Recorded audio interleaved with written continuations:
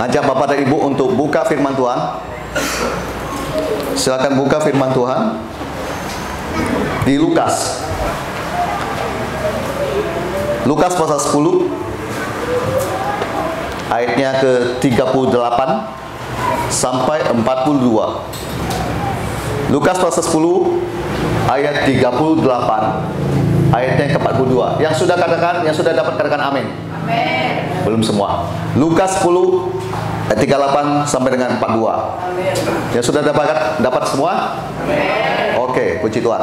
Kita baca ya. Ketika Yesus dan murid-muridnya dalam berjalanan, tibalah ia di sebuah kampung. Seorang perempuan yang bernama Marta menerima dia di rumahnya. Perempuan itu mempunyai seorang saudara yang bernama Maria. Maria ini duduk dekat kaki Tuhan yang terus mendengarkan perkataannya. Sedang Marta sibuk sekali melayani. Ia mendengar Yesus dan berkata, Tuhan, tidakkah engkau peduli bahwa saudaraku membiarkan aku melayani seorang diri, suruh dia membantu aku? Tetapi Tuhan menjawab, Marta, Marta, engkau khawatir dan menyusahkan diri dengan banyak perkara, tetapi hanya satu saja yang perlu. Maria telah memilih bagian yang terbaik yang tidak akan diambil daripadanya. Saya kesekian kali datang ke Kalteng, saya menemukan ada banyak hal ya. Beberapa gereja saya coba kontak lagi, dan mereka berkata, oh pastor, nggak bisa lah ya kita terima pastor, kalau minggu boleh. Jadi sama yang pernah saya ceritakan di sini. Jadi saya kalau mau kembali ke sini, Pastor Erikson, saya punya alasannya. Saya punya alasannya, yaitu saya suka dengan gereja ini. Kenapa saya suka dengan gereja ini? Karena spiritnya nyala. Wih, jemaatnya nggak ada respon. Lu makan ya? Nanti kita makan semua. Pak, Bu, saya kasih tahu, kalau kita orang luar suka mau datang bertamu lagi, bukan masalah mencari PK. Mohon maaf ya. Sekali lagi mohon maaf. Bapak dan Ibu kalau tahu kemarin pasca di Barito Timur, pembicaranya siapa? Silakan lihat aja. Ya, silakan lihat pembicaranya siapa. Gitu. Saya nggak perlu bilang ini pembicaranya dia. Saya mau ke sini karena saya melihat gereja ini hidup. Pak, Bu, paling penting bukan masalah besarnya gedung, tetapi mati spiritnya. Yang paling penting adalah hidup. Saya ada di gereja-gereja yang besar, saya kunjungi semua. Semua minta saya doakan gembalanya. Dan saya lihat kondisinya, aduh, memprihatinkan. Persoalannya adalah begini, Pak, Bu. Ketika gerakan roh Tuhan sedang datang dan mau masuk, orang sering cenderung berpikir, kalau saya bikin ibadah di tengah minggu, nanti begini, nanti begini, nanti begini, nanti begini. Pak, Bu, otak manusia kita seringkali membatasi pekerjaan Tuhan. Amin. Makanya susah untuk terjadi sebuah terobosan kalau kita suka pakai pikiran kita. Tapi saya senang ketika saya bilang, saya mau datang, langsung buka pintu. Seperti saya bilang, gampang kok. Tinggal persiapkan mimbar, pemain musik, kita lakukan, selesai kita pulang. Di gereja di daerah Barito Selatan, Barito Timur selalu berpikir, Kak, kamu nggak ada makan, Pak, gini-gini semuanya. Pak, Bu, saya mau kasih tahu Pak, Bu, saya ada di Kalimantan Barat. Kami nggak pernah punya tradisi begitu. Kami mengadakan KKR. Cukup kita kasih makan hamba Tuhannya. Jemaat kita nggak pusing. Dan semua jemaat sudah mengerti. Dan saya mau bilang, kenapa kegerakan Roh Kudus di Kalimantan Barat ini sampai ke pedalaman sekalipun, itu Bapak dan Ibu kalau bertamu ke sana, Anda akan menemukan mereka punya spirit menyala semua. Karena setiap kali ada hamba Tuhan datang, mereka buka pintu, mereka buka pintu, mereka buka pintu. Pak, Bu, saya melihat yang kayak gini, spirit jemaat dibangun. Bagus itu. Dan saya berharap suatu hari Carlton nangkep itu. Ya, oke, kita kembali ke Lukas pasal 10. Yang saya mau bahas adalah lapar dan haus akan Tuhan. Bukan saya bahas yang tadi, itu cuma intermezzo aja. Lapar dan haus dengan Tuhan. Bapak Ibu perhatikan pasal 10 ayat 38. Dikatakan Yesus tiba di sebuah kampung. Kampung itu namanya Betania, asal Maria, Marta, dan saudaranya Lazarus. Bapak dan Ibu lihat, di situ dia catat seorang perempuan bernama Marta. Marta itu saudaranya Maria. Dia menerima dia di rumahnya. Dia tuh huruf besar, berarti Yesus diterima di rumahnya. Pak, Bu, orang bisa diberkati kalau dia terima hamba Tuhan datang ke rumahnya. Kenapa saya sudah bilang di Kalbar bisa kegerakannya bisa maju? Salah satunya itu. Hamba Tuhan mau bertamu, mau menyampaikan firman. Yang dia sampaikan bukan ajaran sesat, setan dan sebagainya. Kenapa nggak mau diterima? Yesus datang, Marta buka pintu. Dan saya kasih tahu, Pak, Bu, yang begini pasti berakhir diberkati. Kalau kita tutup pintu, tidak mau terima dan sebagainya, kamu nggak diberkati. Begitu sudah sama, gereja juga sama. Kemudian kita lihat, perempuan itu mempunyai seorang saudara yang bernama Maria. Nah, dijelaskan bahwa Maria ini dikasih tahu duduk dekat kaki Tuhan. Saya lihat di Inggrisnya. Ya, which also sat at Jesus' feet and heard his word. Kalau di Indonesia, dan terus mendengarkan perkataannya. Rupa-rupanya disorot saudaranya Marta, namanya Maria. Dia punya respon ketika Yesus sudah diterima masuk ke rumah. Dia punya respon, dia nggak mau sibuk apa, dia cuma duduk dekat kaki Tuhan. Saya membayangkan kalau orang ini Tuhan, dia duduk di situ. Berarti duduknya jaraknya tuh sangat dekat. Pak, Bu, kenapa ada orang salah dengar? Duduknya terlalu jauh. Amin. Kemungkinan dengar pasti bisa salah. Ini orang berarti serius. Perhatikan orang yang serius datang ke gereja dengan yang tidak serius datang ke gereja, pulangnya pasti berbeda. Saya berani mengatakan itu, Pak, Bu. Karena dulu saya tidak serius dan duduknya selalu paling belakang.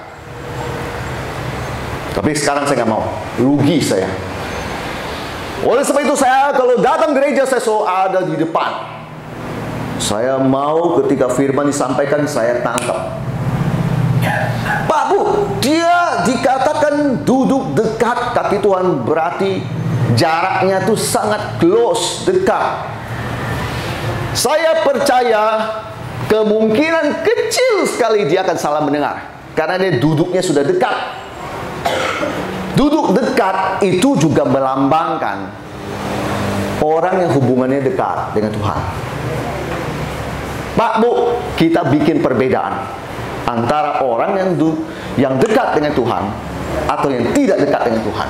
Kita bikin perbandingan. Kenapa Bapak bicara begitu? Karena banyak jemaat suka komplain sama saya.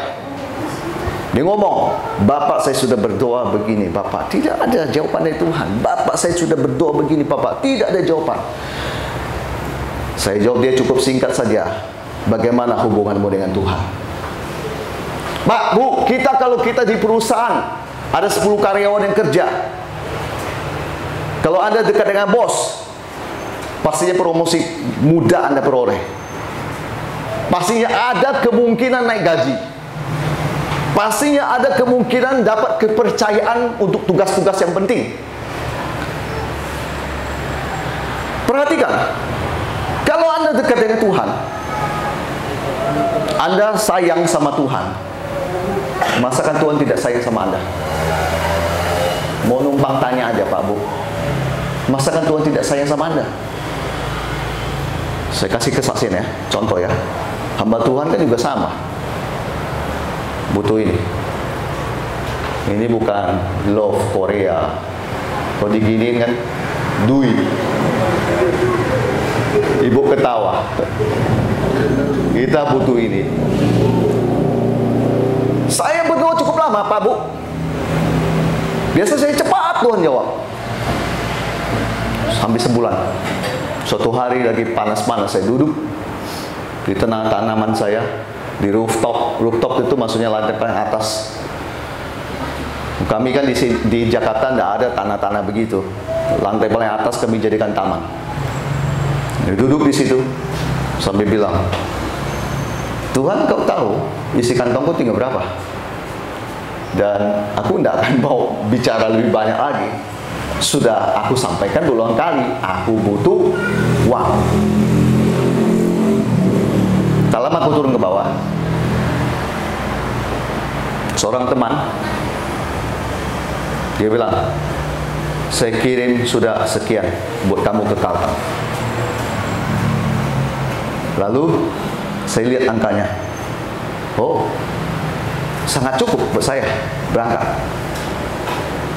Tapi saya punya prinsip, kalau itu udah duit pelayanan, tidak boleh saya buat beli yang lain, jajan, tidak boleh.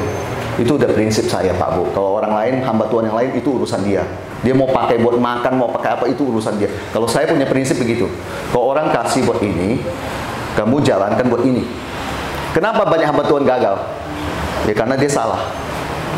Orang pakai buat pembangunan, dia ambil buat beli yang lain. Padahal udah bilang pembangunan, disunat buat yang lain, itu salah.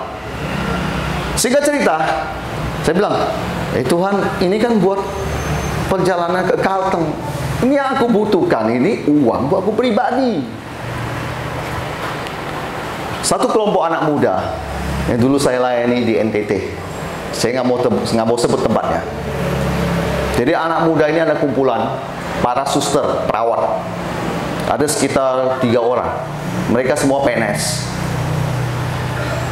Suatu hari mereka tengah malam jam 10.30 malam, dia screenshot bahwa dia sudah transfer ke saya sekian juta. Saya lihat, sudah lama nggak berhubungan dengan saya. Kenapa kamu kirim buat saya? Jadi so saya telepon lah. Saya bilang, kamu tahu nggak? Saya itu lagi bicara sama Tuhan, dan Tuhan gerakkan kamu. Tuhan gerakkan kamu. Kamu yang dipakai Tuhan untuk memberkati saya. Kamu tahu nggak? Saya ini lagi berdoa. Tuhan yang gerakkan kamu dan berkati saya. Sekian lama nggak berkomunikasi, tiba-tiba kamu memberkati saya. Pak Bu, it's a miracle. Ini mujizat. Saya tidak akan malu untuk ceritakan di hadapan jemaat. Emangnya kita nggak pernah dalam posisi begitu, Pak Bu? Anda saja. Kami yang lebih hebat? Tidak. Sama. Kami juga pernah dalam posisi begitu. Makanya saya bilang, kenapa yang ada pendeta merasa dia gengsi banget untuk ceritakan bahwa dia tuh pernah dalam kondisi begitu dan dia butuh Tuhan? Kalau saya nggak akan gengsi, Pak Bu. Saya tidak akan gengsi. Dan saya akan ngomong, Tuhan yang tolong saya. Tuhan yang kasih saya uang. Dan Tuhan membuat semua itu terjadi. Akhirnya, ya bisa jajan lah. Bisa beli ini, bisa beli itu, dan sebagainya. Tuhan. Karena kita mau kasih hidup kita dekat dengan Tuhan. Ada amin? Ada amin? Lalu dikatakan gini, dan terus mendengarkan perkataannya. Beberapa jemaat Evangelis Hendrik kakak di sini kan kemarin 3 bulan yang lalu sudah pernah datang dia. Ngapain kita dengarin lagi? Sama apa nih, bahas ini, bahas tentang ini dan sebagainya. Saya mau kasih tahu Anda, setiap khotbah saya di gereja, saya nggak mau khotbah yang sama. Besok saya ada di GSCA yang lain. Bapak Ibu hadir di sana. Pastikan khotbah saya pasti berbeda dengan hari ini. Tidak akan sama. Saya paling tidak suka sesuatu yang diulang-ulang. Saya paling suka sesuatu yang fresh dari Tuhan. Dan saya selalu menantikan itu dari Tuhan. Pak Bu, Tuhan itu tidak akan selalu kasih tahu Anda ya itu aja. Tetapi kalau Anda membatasi Tuhan dan bilang, ya Tuhan paling ngomongnya itu, paling ngomong itu. Pesan firman Tuhan. Terus mendengarkan firman Tuhan. Jangan suka bosan dan berkata Alkitab dari Perjanjian Baru sampai Lama saya baca 5 kali. Anda 5 kali sudah bangga? Saya Perjanjian Baru bolak-balik Matius sampai Wahyu sudah lebih dari 30 kali itu. Saya nggak pernah bosan. Saya terus membacanya sampai hari ini. Pak Bu, kalau Anda cuma 10 kali atau di bawah 20 kali, jangan bangga kamu. Kita udah lebih dari 50 kali mungkin. Udah durasinya udah bolak-balik gitu loh. Memang kalau Bapak dan Ibu tes saya tanya, ini ada di mana? Ini ada di mana, Pastor? Saya punya daya ingat, makin bertambah usia, saya juga punya kelemahan. Tapi saya mau pastikan kepada Bapak dan Ibu, kami selalu terus mendengarkan firman Tuhan. Nggak akan pernah bosan. Kalau ada ibadah kami selalu ada. Kenapa? Untuk apa? Mau terus mendengarkan firman Tuhan. Pak Bu, hari ini ditolong urusan uang. Bukan berarti besok nggak ada urusan kan? Bukan berarti besok anak aman-aman saja. Bukan berarti kamu sehat-sehat aja besok. Puji Tuhan, kalau setahun kamu sehat. Saya mau kasih tahu. 1,5 tahun kemudian Anda kena cancer, gimana? Kamu udah menjauh dari Tuhan. Saya mau kasih tahu Pak Bu, ini poin penting, terus mendengarkan perkataannya. Tadi song leader ada ngomong sebuah perkataan, saya tangkap perkataan itu, dan sekarang saya kembalikan ke perkataan itu ke Anda. Jadi kalau Pak Bu, besar kecilnya ikan itu terpulang pada ikannya. Salah tuannya Pak yang nabur ke sana. Jangan cepat berkata begitu pada Bapak. Bapak selalu baik. Bapak hari ini tabur di sini, gereja GSCA Yesus Kristus Tuhan. Orang nggak mau datang, itu urusan dia. Dia punya hak nggak mau datang. Silakan. Di mana ada kegerakan Roh Kudus dahsyat, tabur, nggak mau datang. Di mana ada mujizat, kesembuhan dan sebagainya. Saya sering didoakan nggak sembuh-sembuh. Saya mau tantangin Anda yang suka bilang begitu. Kamu cek YouTube-nya saya. Dan boleh hampiri gembala sidang setempat. Saya berbuat video yang bohong atau tidak. Itu semua video saya rekam. Itu kesaksian benar-benar nyata. Disembuhkan. Kalau saya nggak disembuhkan Pak, itu urusanmu. Kenapa kamu nggak disembuhkan? Berdoa sama Tuhan.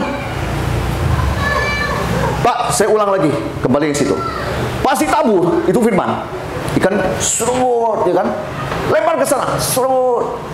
Harusnya kita anak-anak Tuhan punya sifat rakus, lapar dan haus akan firman-Nya.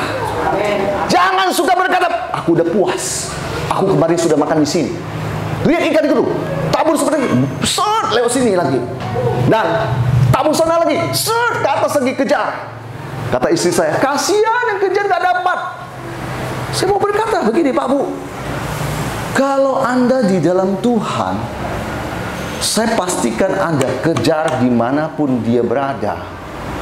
Matius pasal 5 atau pasal 6 berkata, Yesus berkata, barang siapa yang haus, dia akan dipuaskan. Berarti kan itu ada sebuah jaminan. Bahwa Yesus bilang, kalau kamu cari aku, kau yang haus, aku pastikan kau dapat minum. Nah, sekarang bicara pertumbuhan rohani. Memang ternyata orang yang lapar dan haus itu, pertumbuhan rohaninya tuh cepat membesar. Sedangkan kayak ikan-ikan yang itu, yang kecil-kecil itu tadi Pak Bu, yang lambat, apatis. Ada KKR ya? Biarin aja. Ada KKR? Enggak. Udah aja. Itu rohaninya kerdil. Saya berkata menyinggung Anda? Enggak, saya sedang membangun iman saya juga. Di mana ada kegerakan Tuhan? Waktu saya masih muda, saya kejar. Di mana saya tahu di situ hamba Tuhan pakai, saya kejar ke sana. Saya tidak pernah kurang makan dalam hal nutrisi firman Tuhan. Membuat saya membangun iman saya semakin strong. Saya temukan memang pada akhirnya itu tergantung manusianya. Kayak WL tadi, terserah itu tergantung orangnya. Memang benar. Firman Tuhan ditabur di sana, kejar. Tabur sini, kejar. Bahkan capek, Pak. Pandang saya, dan saya akan berkata di hadapan Anda. 47 usia saya tidak pernah lelah dengan Tuhan dan mengejar. Kalian di bawah saya, berarti kalian harus belajar. Sudah 47 usia saya. Saya mampu nyetir sendiri. Saya di sini, Bapak dan Ibu nggak pernah disetirin. Cuma kunci dikasih ke saya ke Barito Timur, kemana, ke Gunung Mas, kemana. Pak, Bu, kalau Anda lelah dengan Tuhan, hati-hati, berarti Anda sudah tua. Saya nggak pernah lelah dengan Tuhan. Di mana hadirat Dia, saya kejar. Di mana ada firman Tuhan, saya kejar. Di mana kuasa urapan Tuhan, saya kejar. Makanya pertumbuhan saya terus Tuhan buat strong. Pak, Bu, orang yang lapar dan haus akan Tuhan, dia nggak akan pernah berkata Tuhan cukup. Tetapi dia rindu mau dengar. Saya punya seorang mentor. Saya kenal mentor saya ini sebelum saya dipanggil oleh Tuhan jadi seorang penginjil. Dia dari Texas, rambutnya gondrong. Tidak ada ciri-ciri hamba Tuhan. Rambut gondrong, berkumis, pakai sepatu bot cowboy, datang ke Indonesia. Waktu itu saya ditunjuk, dia punya karunia marifat. Dia ceritakan masa lalu saya, masa sekarang dan masa akan datang. Lucu nih orang. Masa lalu, masa sekarang, dan masa akan datang. Singkat cerita, hubungan saya tetap ada, baik dengan dia. Setiap kali saya mau traveling kemanapun, saya mau pelayanan kemanapun, termasuk ke sini, saya selalu berkomunikasi dengan beliau, dan saya nggak pernah bosan. Saya selalu bilang, Pastor, dan saya tahu dia seorang nabi, dia punya karunia nabi. Saya selalu tahu satu hal gini, Tuhan, apa yang engkau mau sampaikan pada saya? Saya sudah dengar dari Tuhan langsung. Bukan saya nggak bisa mendengar dari Tuhan loh. Pak, Bu, saya perjelas lagi sekali lagi ya Pak, Bu. Saya bukan nggak bisa mendengar suara Tuhan Pak, Bu. Saya bisa. Buktinya mana Pak? Yang baru tadi pagi aja. Di Lapas 2A Palangkaraya. Sebelum saya berangkat ke situ, saya sudah berdoa. Istri saya juga kaget. Saya nggak pernah cerita sama dia. Lagi ibadah khotbah saya berkata gini. Tadi pagi saya berdoa sebelum ke sini. Ada seseorang yang putus asa. Kamu orangnya maju ke depan. Bingung kan semua? Ini pendeta kok bisa kayak dukunnya, punya ilmu dia. Kok bisa dia tahu ya? Langsung maju satu orang. Saya bilang, saya lihat mukamu sebentar. Saya pegang alis dia. Mirip seperti yang saya lihat di gambar di alam roh saya. Itu kamu orangnya. Berarti saya bisa mendengar suara Tuhan. Sudah saya bilang, kan saya bukan sombong. Saya bisa mendengar suara Tuhan. Tetapi saya tidak pernah puas dengan apa yang saya dapat. Saya cari mentor saya. Mentor saya kasih tahu sesuatu yang lebih detail lagi ke saya. Dan saya menantinya. Dia ngomong apa, saya bilang, amin. Dia bilang apa, saya bilang, amin. Dia bilang apa, saya bilang, amin. Adakah hari-hari ini Bapak dan Ibu Anda punya sifat seperti itu? Saya nggak pernah puas dengan Tuhan, Pak Bu, dengan suaranya. Saya nggak pernah puas. Istri saya mungkin bingung. Ini tiap kali nih dia selalu telepon, mentor dia tanya, ada nubuatan apa buat saya? Ada pesan dari Tuhan apa? Bukannya kamu bisa mendengar sendiri? Iya, memang saya bisa mendengar sendiri. Tetapi saya itu nggak pernah puas, Pak Bu. Saya nggak pernah puas dengan apa yang saya dapat untuk Tuhan. Kalau Anda tidak pernah puas dengan ini, hati-hati kamu. Kamu dapat 5 juta, kau kejar lagi 10 juta, kau kejar lagi 20 juta. Kau cuma jadi budak uang. Saya tidak pernah puas dengan satu, Tuhan. Saya nggak pernah puas dengan dia. Saya selalu mau lebih. Kira-kira dia mau ngomong apa? Kira-kira dia mau ngomong apa? Schedule saya ada satu di Barito Timur dibatalkan. Saya langsung bilang sama Tuhan, Tuhan, apa yang Engkau mau saya lakukan? Saya mau dengar dari Engkau. Saya nggak akan pakai HP langsung cari-cari di sini siapa lagi yang bisa kena kasih saya jadwal lagi dan sebagainya. Nggak. Saya duduk diam aja. Tuhan, kamu mau ngomong apa? Kamu mau sampaikan apa? Kamu mau bicara apa lagi buat saya, Tuhan? Oh, itu kan semua dari rencana Tuhan, toh? Saya percaya. Kalau dibatalkan, berarti Tuhan pasti punya tujuan. Tuhan mau bicara apa? Silakan Tuhan berbicara. Hamba-Mu siap mendengarkan. Pak Bu, saya kembalikan pada Anda sekarang. Coba Anda punya karakter kayak begitu sama Bapak. Saya pastikan Anda doa, Tuhan langsung jawab. Anda minta ini, Tuhan langsung kasih. Anda minta kesembuhan, Tuhan langsung kasih. Amin. Amin. Lanjut. Sedang mata sibuk sekali melayani. Alkitab sudah mencatat dua bersaudara ini saat dua-duanya dalam kondisi kerohanian. Satu mendengarkan, satu sibuk dengan pelayanan. Marta ini tidak di luar dari jalur. Marta tetap dalam urusan rohani. Cuma dia sibuk dengan pekerjaan Tuhan. Sedang Marta sibuk sekali melayani.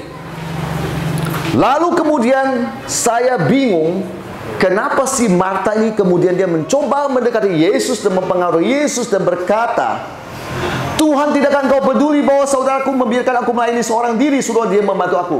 Berarti si Marta ini sudah mulai terganggu hatinya.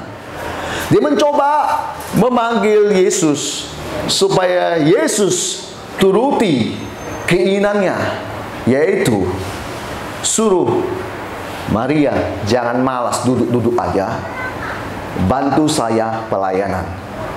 Bagi Marta, melayani Tuhan lebih penting daripada kesannya kayak malas duduk-duduk dengar firman Tuhan. Pak, Bu, begini, maukah Anda buka hari Anda di pagi hari dengan duduk-duduk membaca firman Tuhan sebelum Anda berangkat kerja?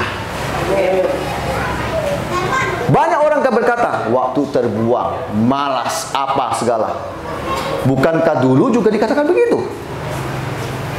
Sama, Pak, Bu.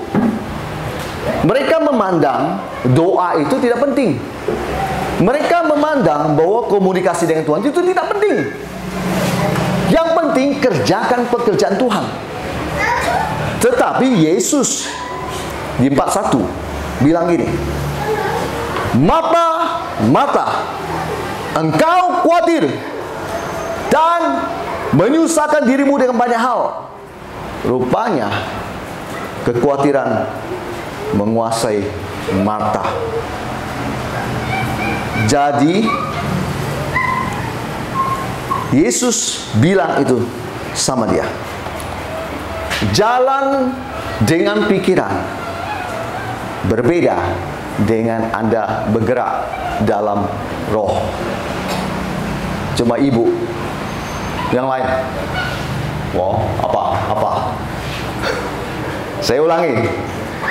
Jalan dengan pikiran berbeda dengan bergerak dengan roh. Nah, ibu lagi ngangguk. Yang lain, hati-hati, ada cicak di atas. Udah, saya penjelasan dia pastor. Mereka nggak ngerti. Jalan yang pikiran ya. Kita kasih contoh. Ada masalah di perusahaan, lagi kerja. Ini ternyata permasalahan rumit. Lalu kita berdali, ini kok bisa nggak kerjakan gimana dan sebagainya. Ini kan nggak selesai, Pak Bu. Nggak bisa dengan doa saja. Oh iya, saya juga tahu, Pak Bu. Saya tahu. Emang doa bisa mengubah? Iya. Banyak saya dengar orang-orang Kristen ngomong gitu. Banyak saya dengar. Itu berjalan dengan pikiran. Jadi dikejar, dia lakukan semua yang dia bisa untuk membereskan masalah itu. Ya, itu contoh satu. Bergerak dengan roh. Dia sudah tahu ada masalah di perusahaan. Ada masalah itu. Dan dia tahu itu tidak mungkin dia bisa selesaikan. Jadi dia duduk diam.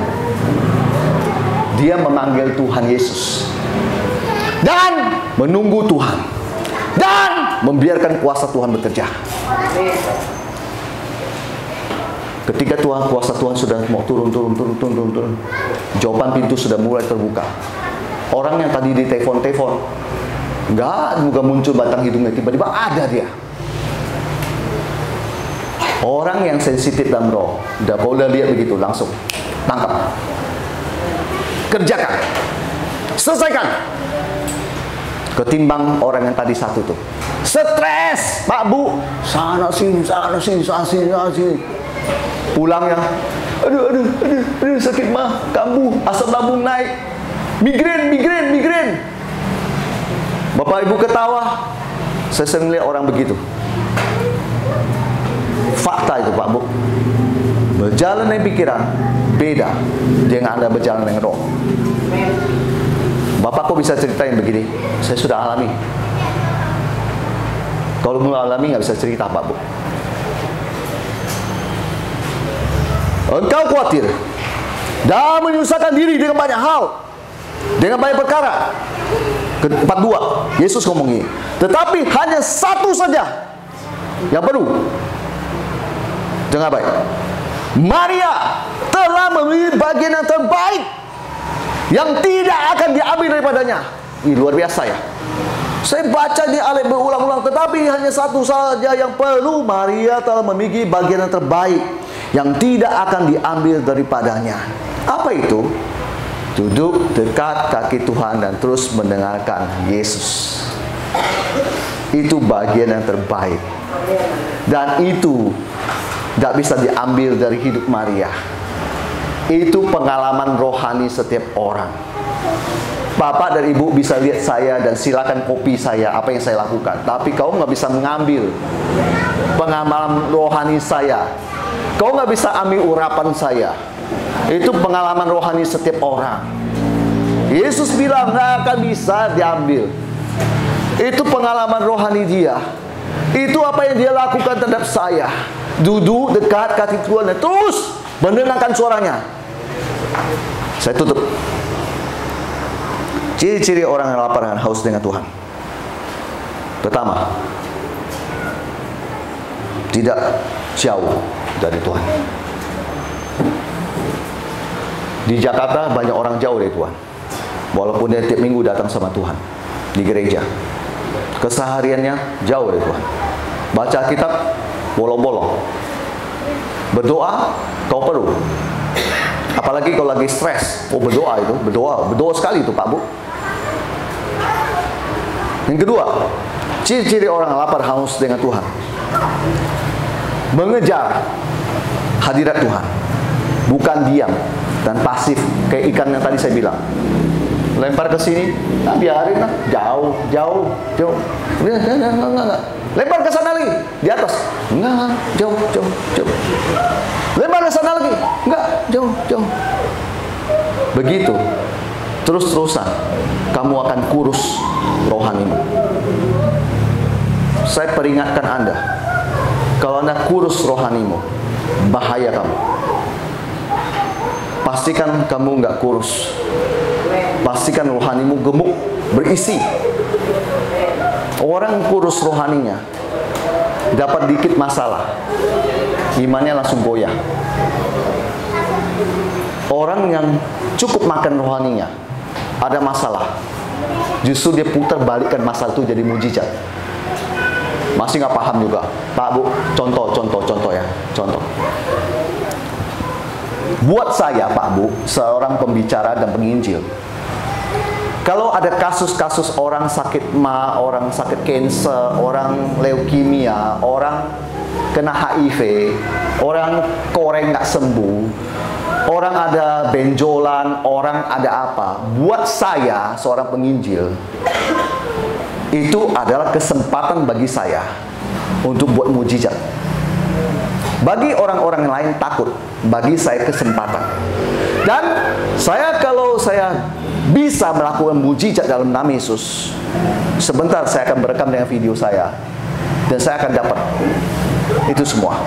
Dan saya akan dapat bagaimana Tuhan membuat mujizat. Itu tadi saya bilang. Yang ketiga, orang punya ciri-ciri lapar dan haus akan Tuhan adalah dia selalu merasa butuh dan butuh. Jadi nggak pernah ada kata aku puas dengan Engkau Tuhan. Sudah, cukup, jangan lagi. Jadi orang itu tidak pernah puas dengan Tuhan. Pemain keyboard, silakan standby. Pemain keyboard, silakan standby. Bayangkan kalau ada orang seperti itu dan selalu bilang aku butuh Engkau Tuhan. Bayangkan sejenak, maka Anda akan mendapati kemanapun orang ini bergerak, kuasa Tuhan menyertai dia. Saya belajar dalam hidup saya bahwa poin di Lukas pasal 10 ayat 38 sampai 42 itu mendrive saya untuk menjadi seorang anak Tuhan yang nggak pernah berkata aku cukup dengan Engkau Tuhan. Pak Bu, coba sesekali Anda berkata begitu sama Tuhan. Lanjut aja, jangan diam. Ada rindu apa sih? Ini diperbesar. Saya mau kasih tahu Anda, Pak Bu, saya sudah baca sebuah buku. Volume kecilkan. Kalau 5 turunkan 3. Saya baca sebuah buku tentang sebuah revival. Hamba Tuhan ini ngomong, kuncinya bukan 1, 2, 3, 4, 5, 6, 7. Bikin gereja sel, bikin ini. Hamba Tuhan ini menurut saya luar biasa. Saya selalu datang dengan jemaat yang notabene pengemis. Jemaat saya cuma pengemis, gelandangan. Dan saya kemudian berlutut. Kami berdoa, menangis di hadapan Tuhan. Dia lakukan itu bertahun-tahun. Sampai hari ini ada orang mengenal gereja di Brooklyn. Hamba Tuhan itu bernama Jim Cymbala. Saya suka buku orang ini, Jim Cymbala. Saya melihat bagaimana dia dari nol sampai punya gereja yang kayak stadion gitu. Kisah nyata. Saya belajar. Rupanya hubungannya Tuhan. Saya sedih lihat kawan-kawan saya di Kalbar. Kerjanya cuma apa? Ngejar bupati, ngejar wali kota, ngejar gubernur untuk urusan gereja. Saya agak vulgar ngomongnya. Saya ngomong fakta. Kenapa kamu punya Tuhan yang lebih besar daripada orang pemerintah? Kamu nggak mau kejar dia. Hah? Kenapa? Saya tanya kenapa? Kamu kerja Tuhan. Tuhan nggak kelihatan, Pak. Kalau Tuhan nggak kelihatan, nggak usah percaya dia lah. Wah, apa kamu percaya? Kamu percaya karena kamu yakin dia ada. Amin. Dia nggak kelihatan kan? Amin. Siapa di sini yang masih percaya sama Tuhan? Angkat tangan bersama saya.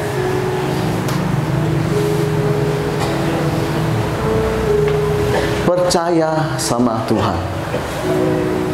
Kalau dia mampu melakukan mujizat dalam hidup saya, dia mampu melakukan mujizat hidup Anda. Dia mampu mengubahkan segala sesuatu yang gimana Anda lihat mustahil, susah dan sebagainya.